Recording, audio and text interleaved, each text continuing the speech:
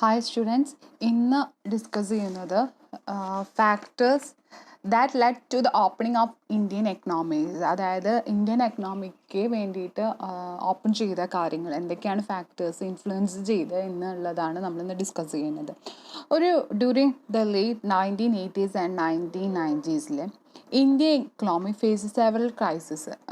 1980s അതുപോലെ 1990s സമയത്ത് കുറേ അധികം ഇന്ത്യ കുറേ പ്രോബ്ലംസ് ക്രൈസിസ് ഫേസ് ചെയ്തിരുന്നു. അതിൽ കൂടുതൽ ഇമ്പോർട്ടൻ്റ് ക്രൈസിസ് എന്ന് പറഞ്ഞത് സെർവർ BOP, അതായത് എന്താ പറയുക BOP ആണ്. എന്താ വെച്ചാൽ BOP എന്ന് പറഞ്ഞാൽ അറിയാലോ, ബാലൻസ് ഓഫ് പേയ്മെൻറ്റ്. അതായത് ഇമ്പോർട്ട് കൂടിയിട്ട് എക്സ്പോർട്ട് കുറയുന്നു, അതാണ് BOPയിൽ പറയുന്നത്. അത് പേയ്മെൻറ്റ് കൂടുതലാണ് അല്ലേ, അതിൻ്റെ റെസിപ്റ്റ് കാര്യങ്ങളൊന്നും ഇല്ല. ഇമ്പോർട്ട് കൂടുമ്പോൾ ഓട്ടോമാറ്റിക്കലി എന്താ ഉണ്ടാവുന്നത്, ഇമ്പോർട്ടാണ് കൂടണത്. അപ്പോൾ നമുക്ക് എക്സ്പോർട്ടിങ് കാര്യങ്ങളൊന്നും ഇല്ല. ഇനി ടെർഫിക് ഇൻഫ്ലമേഷൻ എന്ന് പറഞ്ഞാൽ എന്താ, പണപ്പെരുപ്പം. ബർഡൻ ഓഫ് എക്സ്റ്റേണൽ ഡെപ്റ്റ്, നമ്മുടെ പുറത്തുനിന്നുള്ള ബാങ്കുകളിൽ നിന്ന് IMFനോ വേൾഡ് ബാങ്കിൽ നിന്നൊക്കെ കടം മേടിച്ചിട്ട് അത് തിരിച്ചു കൊടുക്കാൻ പറ്റാത്ത അവസ്ഥ. ഇൻക്രീസ് ദ ഫിസിക്കൽ ഡെഫിസിറ്റ്, എന്താണ്, റവന്യൂയേക്കാൾ കൂടുതൽ എക്സ്പെൻഡിച്ചർ കൂടുന്നു. അപ്പോൾ അങ്ങനത്തെ കുറേ ക്രൈസിസ് നമ്മുടെ ഇന്ത്യ ഫേസ് ചെയ്തിട്ടുണ്ട്. This economic crisis primarily due to the large and growing physical imbalance over 1980s. ഒരു ഇംപാലൻസ് വന്നു ഒരു 1980. അതായത് ഇമ്പോർട്ട്സ് കൂടുകയാണ് ചെയ്യുന്നത്, ഇങ്ങോട്ട് വരുന്നതൊന്നുമില്ല, അങ്ങോട്ട് പോണതും ഒക്കെ ഉള്ളു. അപ്പോൾ എന്താ ഉണ്ടാവുന്നത്, പൈസ കാര്യങ്ങൾ ഉണ്ടാവണില്ല. ഡ്യൂറിങ് മിഡ് 80s, ഒരു 80s നടുക്കിൽ India start having the balance of payment problems. India problems face ചെയ്യാൻ തുടങ്ങി. അതേപോലെ തന്നെ ഗൾഫ് വാർ ഉണ്ടായി ഈ സമയത്ത്. അപ്പോൾ എന്താ ഉണ്ടാവുക, ഇന്ത്യൻ ഓയിലിന് ഇമ്പോർട്ട്സും അതുപോലെ ബില്ല് അത് സെറ്റിൽ ചെയ്യാൻ പറ്റാത്ത അവസ്ഥകൾ വരുന്നു. പിന്നെ എക്സ്പോർട്ട്സ് കുറയുന്നു, ക്രെഡിറ്റ് കൂടുന്നു. അതേപോലെ ഇൻവെസ്റ്റേഴ്സ് അവരുടെ മണി പിൻവലിച്ചിട്ട് അവരുടെ കൺട്രീസിലേക്ക് അവർ കൊണ്ടുപോകുന്നു. അങ്ങനെ കുറേ ഉണ്ടായ സമയത്ത് ഇന്ത്യയിൽ കുറേ പ്രോബ്ലംസ് അവരും ഫേസ് ചെയ്തുകൊണ്ട് വന്നു. This large physical over time has effect of trade deficit, ട്രേഡിനും ബാധിച്ചു. This result external payment crisis by the end of 1980s. ഇനി അത് കഴിഞ്ഞിട്ട് ഒരു എക്കണോമിക് പോളിസി ഏത് ഇയറിലാണ് വന്നത്, 1991 ഒരു ന്യൂ എക്കണോമിക് പോളിസി ഡെവലപ്പ് ചെയ്തു. ഒരു ന്യൂ എക്കണോമിക് പോളിസി 1991. ഏതാണ് 1991 വന്നത് ഒരു പോളിസി എന്ന് പറഞ്ഞത്, liberalisation, privatisation and globalisation. LPG form ചെയ്തു. എന്നാൽ LPG ഫോം ചെയ്ത 1991 LPG ഫോം ചെയ്തിരിക്കുന്നു.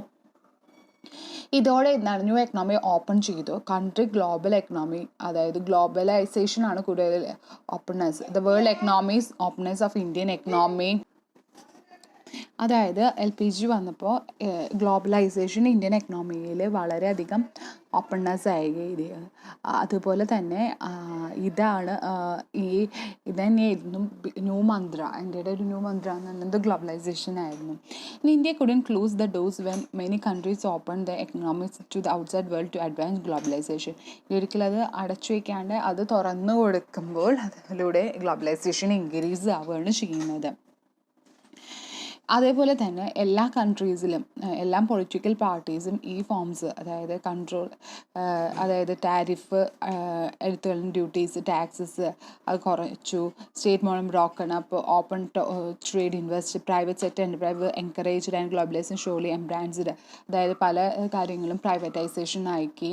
അപ്പോൾ അതൊക്കെ എല്ലാ ഗവൺമെൻറ്റും എല്ലാ പൊളിറ്റിക്കൽ പാർട്ടീസും ഇത് ആക്സെപ്റ്റ് ചെയ്യുക. മെയിനായിട്ടുള്ള factor opening Indian economy was globalisation ആണ്. ഇനി എന്തൊക്കെയാണ് ഇന്ത്യൻ എക്കണോമിയിൽ ഓപ്പൺ ചെയ്തത്, ഇത് തുടങ്ങി വെച്ചത് എന്ന് പറഞ്ഞത് എന്തൊക്കെയാണ് ഇന്ത്യൻ എക്കണോമിയിൽ തുറന്നു വെച്ചു. ഫസ്റ്റ് വൺ ആണ് BOP, balance of payment crisis. അപ്പോൾ ഇവിടെ already stated during late 1980s and early 1990 India had sever BOP crisis. അതായത് BOP ക്രൈസിസ് എന്ന് പറഞ്ഞിട്ട് നമ്മൾ പറഞ്ഞു എന്താ ബാലൻസ് ഓഫ് പേയ്മെൻറ്റ്, അതായത് ഇമ്പോർട്ട് കൂട്ടിയിട്ട് എക്സ്പോർട്ട് എന്താണ് നമ്മുടെ എന്താ ഇപ്പം നമ്മൾ ഇമ്പോർട്ട് കൂടുന്ന സമയത്ത് നമ്മുടെ കയ്യിൽ എന്താ ഉണ്ടാവുന്നത്, ആവശ്യത്തിനുള്ള എന്താ പറയുക അവർക്ക് കൊടുക്കാനുള്ള ഫോറിൻ കറൻസി കാര്യങ്ങളും ഒന്നുമില്ല. അപ്പോൾ അതിന് വരുന്ന ഷോർട്ടേജ് വരുന്നു. കാരണം എക്സ്പോർട്ടിൽ നമുക്ക് ഇവിടെ കാര്യങ്ങൾ വിൽക്കാനും കാര്യങ്ങളൊന്നുമില്ല, നമുക്ക് പൈസ കിട്ടാനില്ല. സോ ഇമ്പോർട്ട് ചെയ്യുമ്പോൾ നമ്മുടെ കയ്യിൽ ഒരു ഫോറിൻ കറൻസിയുടെ ഷോർട്ടേജ് വരികയാണ് ചെയ്യുന്നത്.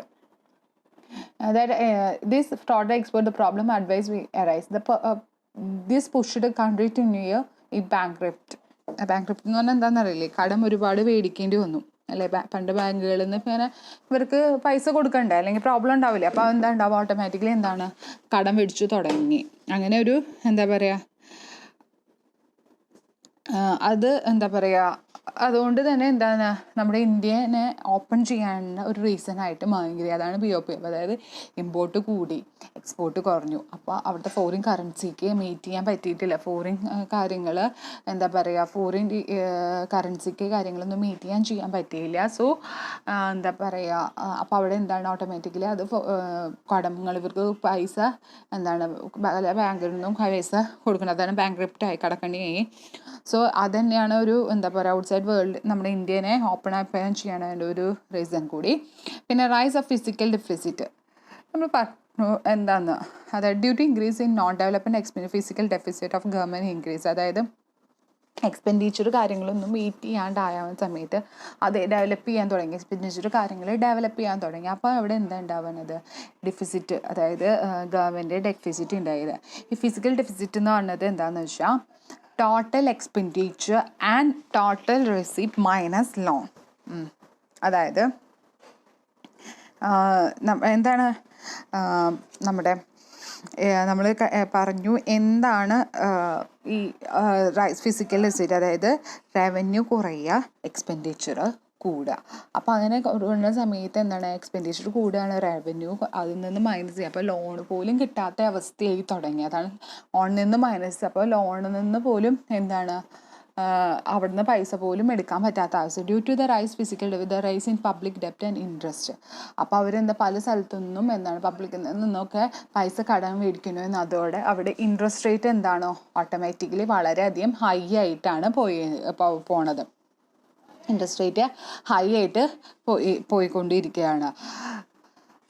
അപ്പോൾ അതും ഒരു എന്താണ് ഗവൺമെൻറ് ഈ എക്കണോമിക്സ് ഓപ്പൺ ചെയ്യാനും ഇന്ത്യൻ എക്കണോമിക് ഓപ്പൺ ചെയ്യാനും ഒരു ഇതാണ്. പിന്നെ ഡെപ്റ്റ് ട്രാപ്പ് എന്ന് പറഞ്ഞത് ഫിസിക്കൽ ഡെഫിസിറ്റ് ഇങ്ങനെ ഫിസിക്കൽ ഡെഫിസിറ്റ് ചെയ്യുമ്പോൾ ഓട്ടോമാറ്റിക്കലി എന്താണ് പല എക്കണോമിയിൽ നിന്നും എന്താ പറയുക പല എക്കണോമിയിൽ നിന്നും എന്തുണ്ടായി പല ബാങ്കുകളിൽ നിന്നും എന്തുണ്ടായി ഫണ്ട് ബാങ്കിൽ നിന്നാവാം, അല്ലെങ്കിൽ ഇൻ്റർനാഷണൽ ഫിനാൻഷ്യൽ ഇൻസ്റ്റിറ്റ്യൂഷനിൽ നിന്നൊക്കെ പൈസ മേടിക്കാൻ തുടങ്ങി. അപ്പോൾ ഗവൺമെൻറ് പക്ഷേ ഈ പൈസ മേടിച്ചു തുടങ്ങി കഴിഞ്ഞാൽ ഇത് റീപേ ചെയ്യാനുള്ള അവസ്ഥ അവർക്ക് ഉണ്ടായില്ല. അപ്പോൾ എന്താ ചെയ്യണത്, പഴയ ലോൺ അടയ്ക്കാൻ വേണ്ടി പുതിയ ലോണുകൾ എടുക്കാൻ തുടങ്ങി. പക്ഷേ പുതിയ ലോണുകളും എന്താണ് ഉണ്ടായത്, അവൈലബിൾ അല്ലായിരുന്നു. ഒരുവിധമൊക്കെ അവർ തന്നെ എടുത്ത് തീർത്തിട്ടുള്ളതുകൊണ്ട് അവർക്ക് പുതിയ ലോണുകളും കാര്യങ്ങളും ഒന്നും അവൈലബിൾ അല്ല. Large amount were withdrawn from the accounts of NRIs. NRI അക്കൗണ്ടിൽ നിന്ന് തന്നെ അവർ വലിയ എമൗണ്ടുകൾ ഇങ്ങനെ വിഡ്രോ ചെയ്യാൻ തുടങ്ങി. ആ സമയത്ത് എന്താണ് ഇറോഷൻ ഓഫ് ഇൻ്റർനാഷണൽ ഇൻവെസ്റ്റേഴ്സിന് ഇവിടെ എന്താണ് അവർക്ക് ഇൻവെസ്റ്റേഴ്സിന് അവരുടെ വിശ്വാസം നഷ്ടപ്പെട്ടു. ഇന്ത്യയിലുള്ള ഒരു വിശ്വാസം നഷ്ടപ്പെട്ടപ്പോൾ ഓട്ടോമാറ്റിക്കലി എന്തുണ്ടായി ഇൻ്റർനാഷണൽ ഇൻവെസ്റ്റേഴ്സ് പുറത്തുനിന്നുള്ള ഇൻവെസ്റ്റേഴ്സ് ഓട്ടോമാറ്റിക്കലി അവരുടെ ഷെയർസ് വിഡ്രോ ചെയ്യാൻ തുടങ്ങി. അപ്പോൾ അങ്ങനെ എന്താണ് അവരൊരു ഇന്ത്യ അപ്പം എന്തുണ്ടായി ഇങ്ങനെ എല്ലാവരും വിഡ്രോ ചെയ്യാൻ തുടങ്ങി, ലോണുകൾ എടുത്തു തുടങ്ങി. പുതിയ ലോണുകൾ കിട്ടാണ്ട് ആയപ്പോൾ ഓട്ടോമാറ്റിക്കലി എന്താ ഉണ്ടാവണ ഒരു വലിയൊരു ട്രാപ്പിലായി, ഒരു കടക്കണിയിൽ തന്നെയായി നമ്മുടെ ഇന്ത്യ. അതും ഒരു ഇതാണ് ഡിസൈഡ് ടു അതുകൊണ്ടും ഇതും ഒരു റീസണാണ് എക്കണോമി ഓപ്പൺ ആവാൻ കാരണം. ഡെപ്റ്റിൽ നിന്ന് ഓവർകം ചെയ്യാൻ വേണ്ടിയിട്ട് ഇന്ത്യൻ എക്കണോമി ഓപ്പൺ ചെയ്യുകയാണ് ചെയ്യുന്നത്. ഇനി poor performance of industrial sectors. ഈ എക്കണോമിക് റിഫോംസ് ഒക്കെ ഇൻട്രൊഡ്യൂസ് ചെയ്യണ മുമ്പ് നമ്മുടെ ഇന്ത്യയുടെ ഇൻഡസ്ട്രി എന്ന് പറഞ്ഞത് suffer due to bureaucratic controls, ഗവൺമെൻറ്റിൻ്റെ കൺട്രോൾസിലായിരുന്നു ഭൂരിഭാഗം കാര്യങ്ങൾ നടന്നുകൊണ്ടിരുന്നത്. ഈ സമയത്ത് industry have obtained several license and permission of undertaking any activities such as setting up of new companies, starting a new product line, expansion of existing business, foreign and so on. അപ്പോൾ ഒരു പുതിയ ഒരു business start ചെയ്യാനോ അല്ലെങ്കിൽ ആ business ഒന്നുകൂടി modify ചെയ്യാനാണെങ്കിൽ കുറേ ഗവൺമെൻറ് പ്രൊസീജിയേഴ്സ്, അതായത് കുറേ ലൈസൻസ് എടുക്കുക, അല്ലെങ്കിൽ കുറേ എന്താ പറയുക പെർമിഷൻസ് കാര്യങ്ങൾ എടുക്കുക, കുറേ ബുദ്ധിമുട്ടുണ്ട് ഒരു പുതിയ ഇൻഡസ്ട്രി സ്റ്റാർട്ട് ചെയ്യണ സമയത്ത്. അപ്പോൾ എന്താ പറയുക, ആ സമയത്ത് at one day sometime private sector failed to diversity and modernize. അതുകൊണ്ട് എന്താ ഉണ്ടായത്, പ്രൈവറ്റ് സെക്ടേഴ്സിന് തന്നെ ആ സമയത്ത് കുറേ പ്രൊസീജിയർ കാര്യങ്ങൾ. അപ്പം എന്താ ഉണ്ടായത്, നമ്മുടെ foreign investment at the same time private sector fail to diversity and modernise. അപ്പോൾ എന്താണ്, പ്രൈവറ്റ് സെക്ടേഴ്സിന് എന്താണ് കുറേ പ്രൊസീജിയറും കുറേ കാര്യങ്ങളൊക്കെ ഉണ്ടാകുമ്പോൾ എന്താണ് അവർക്ക് ഫെയിലായി തുടങ്ങി, അവർക്കത് ചെയ്യാൻ വളരെയധികം ബുദ്ധിമുട്ട് ഫേസ് ചെയ്തിരുന്നു. അതുപോലെ ഇൻഡസ്ട്രീസ് പബ്ലിക് ആയാലും പ്രൈവറ്റ് ആയാലും യൂസിങ് ഔട്ട്ഡേറ്റഡ് ടെക്നോളജി, അതായത് കാലഘട്ടപ്പെട്ട, അതായത് ഔട്ട്ഡേറ്റഡ് പഴയ ടെക്നോളജി കാര്യങ്ങൾ തന്നെ യൂസ് ചെയ്യണം, അതായത് മോഡേൺ ടെക്നോളജി ഒന്നും യൂസ് ചെയ്യണില്ല. അങ്ങനെ മോഡേൺ ടെക്നോളജി യൂസ് ചെയ്യാണ്ടാകുമ്പോൾ എന്താ ഉണ്ടാവുക, അടുത്ത പ്രൊഡക്ഷൻ കോസ്റ്റ് ഹൈ ആവുകയാണ് ചെയ്യുന്നത്. The result was our economic started slipping into stagnation. സ്റ്റാഗേഷൻ എന്ന് പറയുന്നത് ഗ്രോത്ത് ഇല്ലാത്ത അവസ്ഥയാവുകയാണ് അല്ലേ. ഇപ്പോൾ പ്രൊഡക്ഷൻ കൂടുന്ന സമയത്ത് പ്രൊഡക്ഷൻ കാര്യങ്ങൾ കൂടുകയാണ്, അപ്പോൾ ഹൈ കോസ്റ്റ് എഴുതിയെടുക്കണം. അപ്പോൾ അവിടെ എന്താ ഉണ്ടാവണേ, അവിടുത്തെ ഗ്രോത്ത് കാര്യങ്ങളൊന്നും ഉണ്ടാവില്ല. They become the burdening centre of major of public sector undertaking make huge loss. അങ്ങനെ മെയിൻലി പബ്ലിക് സെക്ടേഴ്സ് എന്താണ് ലോസസ് ഫേസ് ചെയ്യേണ്ടി വന്നു. അപ്പോൾ എന്താണ് അവർക്ക് ഗവൺമെൻറ്റിന് എന്താണ് ഒരു ബിഗ് ലയബിലിറ്റി ആയി മാറിയത്. They become breeding centres of corruption and inefficient. അങ്ങനെ ഇപ്പോൾ എന്താണ് അഴിമതി അങ്ങനത്തെ കാര്യങ്ങളൊക്കെ കൂടി തുടങ്ങി. And that government has forced to make an economy open with adapt later technology to reduce the cost of production and improve performance of industry. അങ്ങനെ government തീരുമാനിക്കുകയാണ് making open up, economy open up ആവുന്നത് ചെയ്യുമ്പോൾ അതുകൊണ്ട് നമുക്ക് നമ്മുടെ പുതിയ technologies accept ചെയ്യാൻ പറ്റും. അതുപോലെ തന്നെ നമ്മുടെ പ്രൊഡക്ഷൻ്റെ കോസ്റ്റ് കാര്യങ്ങൾ അതുപോലെ ഇൻഡസ്ട്രി സെക്ടേഴ്സ് ഇമ്പ്രൂവ് ചെയ്യാൻ തുടങ്ങി. അപ്പോൾ എന്താണ് poor performance of industry sector എന്ന് പറഞ്ഞാൽ അത് ഇത് വരണേക്കാൾ മുമ്പ് എന്താ ഉണ്ടായി എന്നത് കുറേ ഗവൺമെൻറ് കൺട്രോളിലായിരുന്നു എന്തുണ്ടായിരുന്നത്, ഇൻഡസ്ട്രി സെക്ടേഴ്സ് ഉണ്ടായിരുന്നത്. ആ സമയത്ത് എന്തൊക്കെ കാര്യങ്ങൾ, ഒരു പുതിയ കമ്പനി സ്റ്റാർട്ട് ചെയ്യണമെങ്കിൽ അല്ലെങ്കിൽ ഒരു പുതിയ ഫേം മോഡേണൈസ് ചെയ്യണമെങ്കിൽ എന്തൊക്കെ കുറേ ഗവൺമെൻറ് പ്രൊസീജിയേഴ്സ് വേണ്ടി വന്നു, കുറേ ലൈസൻസ് ഒക്കെ എടുക്കേണ്ടി വന്നു. ആ സമയത്ത് ഇതൊക്കെ ഇങ്ങനെ ചെയ്യേണ്ട കുറേ പണികൾ വരുമ്പോൾ ഓട്ടോമാറ്റിക്കലി എന്താണ് നമുക്ക് ദേഷ്യമല്ല, കുറേ നടക്കുമ്പോൾ ഒരു കാര്യത്തിന് വേണ്ടി കുറേ നടക്കുമ്പോൾ ഓട്ടോമാറ്റിക്കലി എന്താ ഉണ്ടാവുന്നത്, അവിടെ ഫെയിലാവുക ചെയ്യണം, ഓരോ കാര്യങ്ങൾ ഫെയിലായിക്കൊണ്ടിരിക്കുകയാണ്. അപ്പോൾ അവർക്ക് ബുദ്ധിമുട്ടായി തുടങ്ങി. അപ്പോൾ അവർ ആ ഇൻഡസ്ട്രി സ്റ്റോപ്പ് ചെയ്തിട്ട് അവർ പോവുക ചെയ്യുക. അപ്പോൾ ഇൻഡസ്ട്രിയിൽ ഉണ്ട് അപ്പോൾ അവരെന്താ ചെയ്യുന്നത്, ഇങ്ങനത്തെ പ്രൊസീജിയറാണ് ഔട്ട്ഡേറ്റഡ് ടെക്നോളജി തന്നെയായിരുന്നു അവരായത്. ഇങ്ങനെ ഔട്ട്ഡേറ്റഡ് ടെക്നോളജി ആകുമ്പോൾ എന്താ ഉണ്ടാവുന്നത്, പ്രൊഡക്ഷൻ കോസ്റ്റ് അങ്ങോട്ട് ഇൻക്രീസ് ആവുക ചെയ്യണം. അപ്പോൾ ആരും അത് മേടിക്കൂല അല്ലേ. ഒരു പ്രൊഡക്ഷൻ കോസ്റ്റ് കൂടുമ്പോൾ മെറ്റീരിയലിൻ്റെ പ്രൈസ് കൂടും, അതുപോലെ ലേബറിൻ്റെ കോസ്റ്റ് കൂടും. അങ്ങനെ കുറേ കൂടുമ്പോൾ പ്രൊഡക്ഷൻ കോസ്റ്റ് കൂടും. ഒരു സോപ്പിന് 1000 രൂപയ്ക്ക് നമ്മൾ മേടിക്കുമോ, ഇല്ല. അപ്പോൾ പ്രൊഡക്ഷൻ കോസ്റ്റ് ഹൈ ആവുകയാണ് ചെയ്യുന്നത്. ആ സമയത്ത് എന്താ ഉണ്ടാവുക, ഗ്രോത്ത് ഇല്ലാത്ത അവസ്ഥയാണ് ഉണ്ടാവുന്നത്. അപ്പോൾ ഗവൺമെൻറ് എന്താ വിചാരിച്ചത്, ഗവൺമെൻറ്റിന് ഹ്യൂജ് ലോസാണ്, പ്രൈവറ്റ് സെക്ടേഴ്സിനായാലും പബ്ലിക് സെക്ടേഴ്സിന് ഹ്യൂജ് ലോസ്. അപ്പോൾ കൂടുതൽ അഴിമതി കാര്യങ്ങളൊക്കെ കൂടി തുടങ്ങി. അതുകൊണ്ട് ഇന്ത്യ എന്താ ചെയ്തത്, പുതിയൊരു എക്കണോമിക് എക്കണോമിക് ഓപ്പൺ ചെയ്യാനൊരു ഇതുണ്ടായി. അങ്ങനെ അവർക്ക് എന്താ ഉണ്ടാവുന്നത്, ഇൻഡസ്ട്രി സെക്ടേഴ്സ് കൂടുതൽ ഇംപ്രൂവ് ആണ് ചെയ്യണത്. Very low foreign exchange resources, അതായത് ഇൻ ഏർലി 90s അവർ foreign exchange reserves had been dried up. അതായത് ഒരു 90s ആയപ്പോൾ നമ്മുടെ ഫോറിൻ എക്സ്ചേഞ്ച് റിസർവ്സ് എന്താണ് വളരെ വരണ്ടിരിക്കുകയായിരുന്നു. ഡ്രൈഡ് അപ്പ് എന്ന് പറഞ്ഞാൽ അത് കഴിയാറായി, വരണ്ടിരിക്കുക എന്നൊക്കെ പറയാം. They were barely enough to pay 2 weeks imports. ആ കൂടെ 2 വീക്ക് ഉള്ള ഇമ്പോർട്ട്സിൻ്റെ പൈസ മാത്രമാണ് അവർക്ക് മീറ്റ് ചെയ്യാൻ പറ്റിയിട്ടുള്ളൂ. ആ സമയത്ത് എന്താ ചെയ്യണത്, the Chandrashekhar government had to sell goods to meet import liability. അപ്പോൾ എന്താണ് അവരെന്താ ചെയ്തത്, അവരുടെ കയ്യിലുണ്ടായിരുന്ന ഗോൾഡ് കാര്യങ്ങളൊക്കെ വിറ്റിട്ട് ലൈബിലിറ്റി ഫേസ് ഇതാക്കി. So government had think to about policy.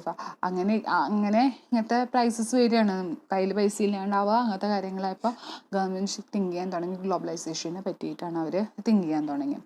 Next ആണ് ഇറാഖ് വാർ കേട്ടിട്ടുണ്ടാവും.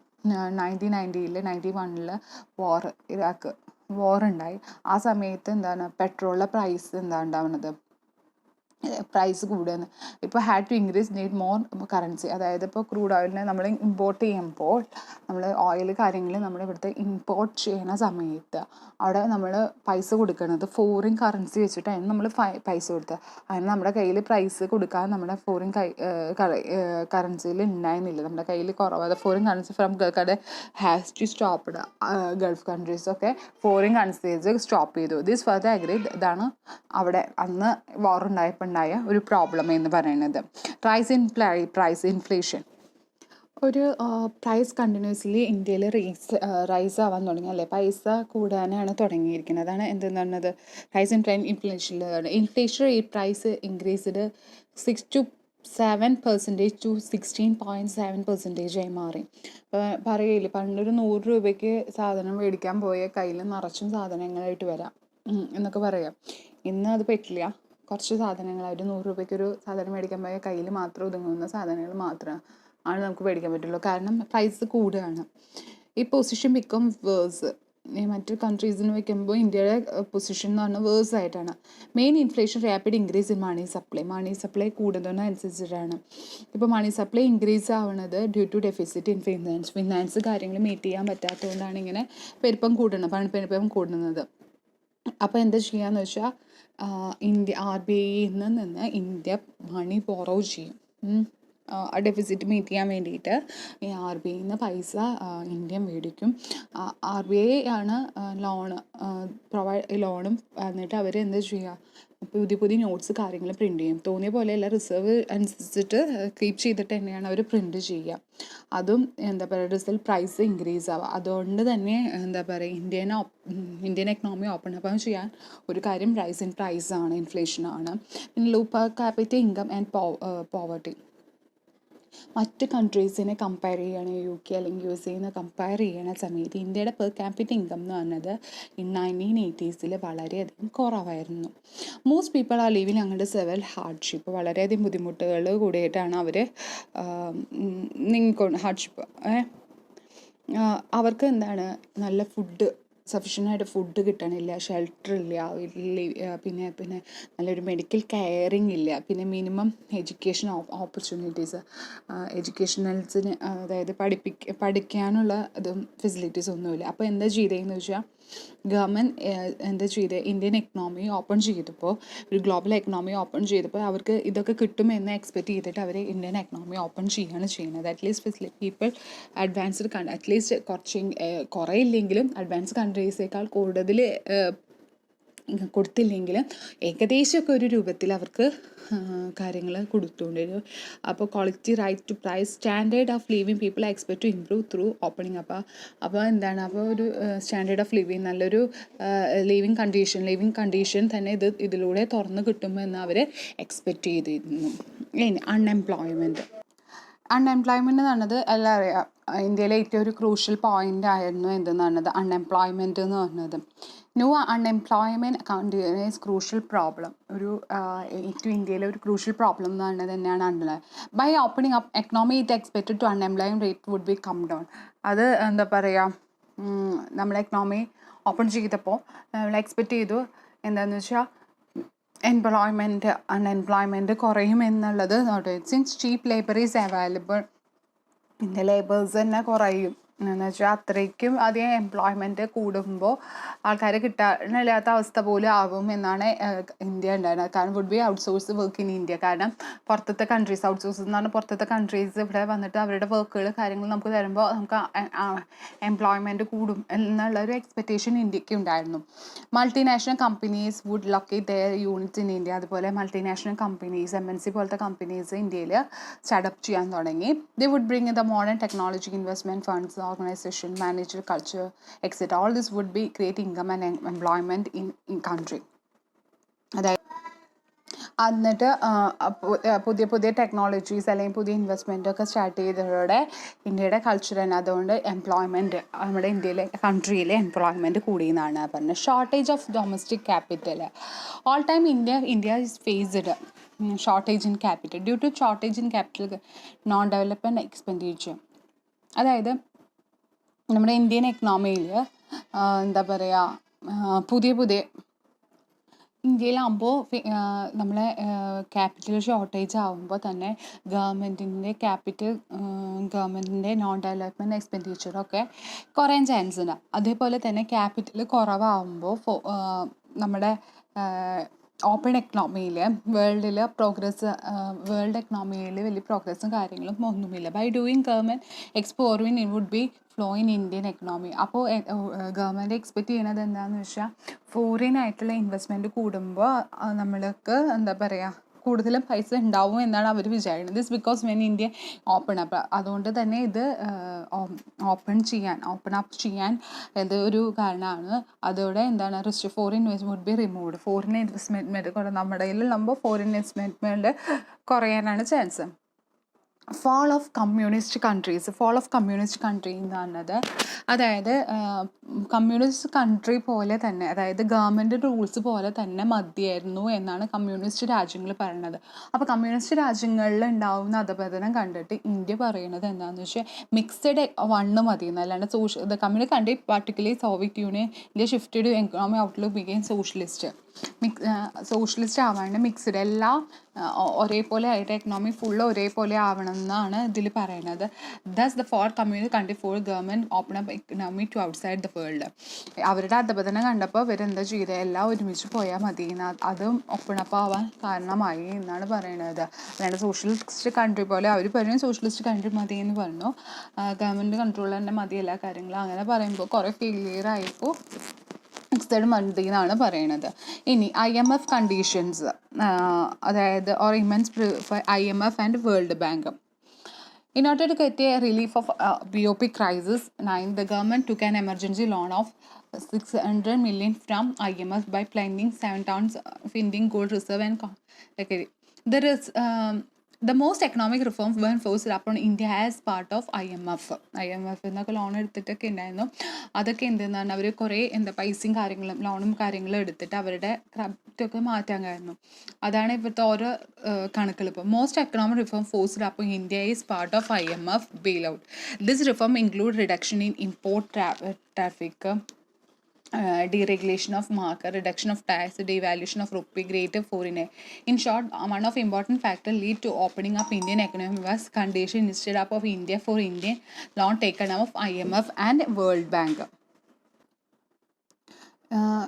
ഇന്ത്യ ലോൺ എടുക്കാൻ വേണ്ടിയിട്ട്, ഇതാണ് പറയുന്നത്, BPO ക്രൈസിസ് മാറാൻ വേണ്ടിയിട്ട് ഇന്ത്യ ലോൺ എടുക്കാൻ വേണ്ടിയിട്ട് അവരുടെ ഗോൾഡ് കാര്യങ്ങൾ കൊളാറ്ററൽ സെക്യൂരിറ്റി ആയിട്ട് വെച്ചിട്ട് IMF എന്നൊക്കെ ലോൺ എടുത്ത് പ്ലഡ്ജ് ചെയ്തു. 67 ton of Indian gold reserve security ആയിട്ട് വെച്ചിട്ട് അവർ ലോൺ എടുത്തു. അപ്പോൾ ഇതിങ്ങനെ ലോൺ മോസ്റ്റ് എക്കണോമിക് ഫോഴ്സ് അപ്പോൾ Indian has become part of IMF bailout. ഇതിൽ റെഡ്യൂസ് ചെയ്തത് എന്തൊക്കെയാണ്, ഇമ്പോർട്ട് ടാരിഫ്, ഇമ്പോർട്ട് കുറയ്ക്കുക, അതായത് ഇമ്പോർട്ടിന് പൈസ കൂട്ടിയിട്ട് ഡ്യൂട്ടി അതൊക്കെ കൂട്ടിയിട്ട് ഇമ്പോർട്ട് കുറച്ചിട്ട് എക്സ്പോർട്ടിങ് കുറച്ച് കൂടുതലാക്കുക. അതുപോലെ ഡീറെഗുലേഷൻ ഓഫ് മാർക്കറ്റ്സ്, അതായത് മാർക്കറ്റിൻ്റെ എന്താ പറയുക റൂൾസ് റെഗുലേഷൻസൊക്കെ മാറ്റുക, ടാക്സ് കാര്യങ്ങൾ കുറയ്ക്കുക, ഡിവാല്യൂഷൻ ഓഫ് റുപ്പീസ് ഗവൺമെൻറ് പ്രമോഷൻ കൂടെ രൂപയുടെ വാല്യൂ കുറയ്ക്കുക, അതിൽ പൈസയ്ക്ക് കുറച്ച് പിന്നെ ഫോറിൻ ഇൻവെസ്റ്റ്മെൻറ്റ് കൂട്ടുക, അങ്ങനെ അതുപോലെ തന്നെ ഇങ്ങനെ ഇന്ത്യൻ ഇതിൽ വൺ ഓഫ് ഇമ്പോർട്ടൻറ്റ് ഫാക്ടർ എന്ന് പറഞ്ഞത് ഇന്ത്യൻ എക്കണോമി ഓപ്പൺ ചെയ്യുന്ന സമയത്ത് കുറേ കണ്ടീഷൻസ്, ഒരു ലോൺ എടുക്കാൻ ഇന്ത്യ IMF അല്ലെങ്കിൽ വേൾഡ് ബാങ്കിൽ നിന്നൊക്കെ ലോൺ എടുക്കാൻ കുറേ കണ്ടീഷൻസ് വെക്കുകയാണ് ചെയ്യുന്നത്. ഇപ്പോൾ ഇത്രയാണ് നമ്മളിന്ന് ഓപ്പൺ അപ്പ് ചെയ്യാനുള്ള കാര്യങ്ങൾ ചെയ്തത്. ഇന്ത്യൻ എക്കണോമി എന്തുകൊണ്ടാണ് ഫാക്ടേഴ്സ് ലെഡ് അപ്പ് ഓപ്പൺ ചെയ്യാനുള്ളത്. Thank you.